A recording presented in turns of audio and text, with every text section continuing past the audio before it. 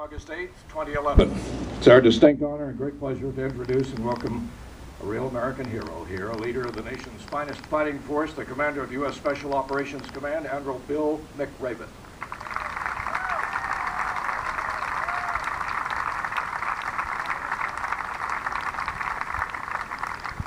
Well, thank you very much. Good morning, Governor Scott, Sheriff G., Mr. Higginbotham, Mayor Buckhorn, other Hillsborough County distinguished guests, and the great citizens of Tampa and Florida. Thank you for inviting me to speak today at this 9/11 Remembrance Service.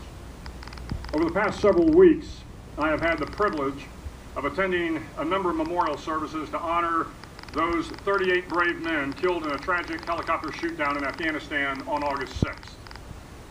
These memorial services were both solemn and inspiring. They were solemn because we lost so many loved ones, but they were inspiring because of the strength of the families and the lessons those families teach us about life after 9/11. While August 6th was not 9/11, the tragedies are nevertheless inextricably linked by the events of that September day, and the courage displayed by the families left behind is indicative of the strength and the resolve and the compassion of this great nation since September 11th. I learned a lot in talking with the families.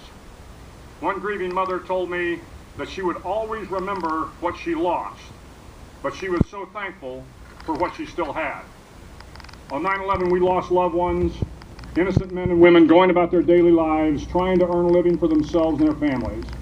First responders, firemen and policemen, soldiers, sailors, airmen, Marines, and in 10 years since the cancer of terrorism spread, there have been thousands of Americans and Allied soldiers who have perished fighting this scourge.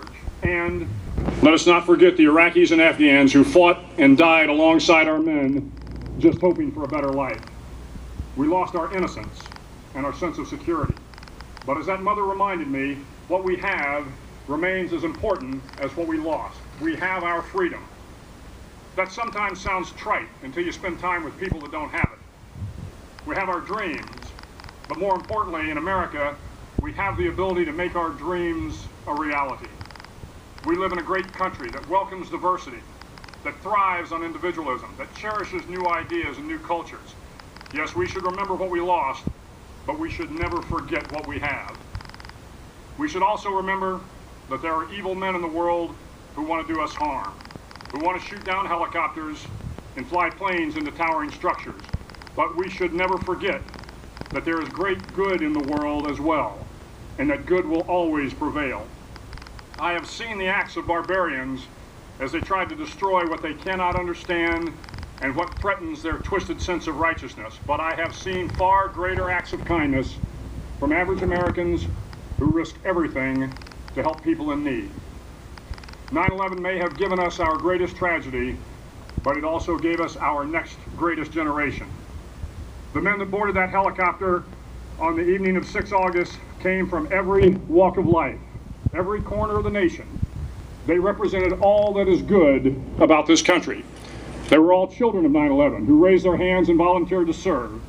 And with that service came a sense of duty, patriotism, and national values that define who we are and what we bring to this world.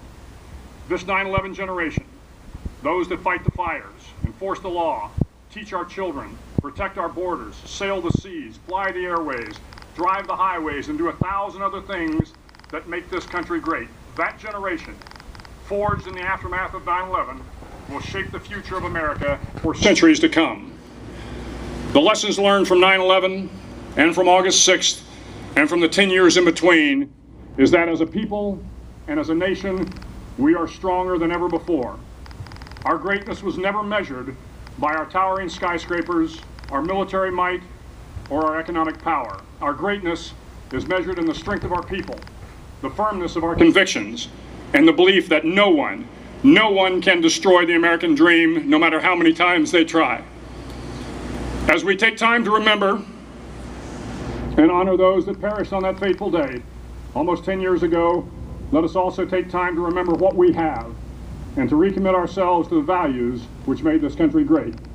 May God bless America.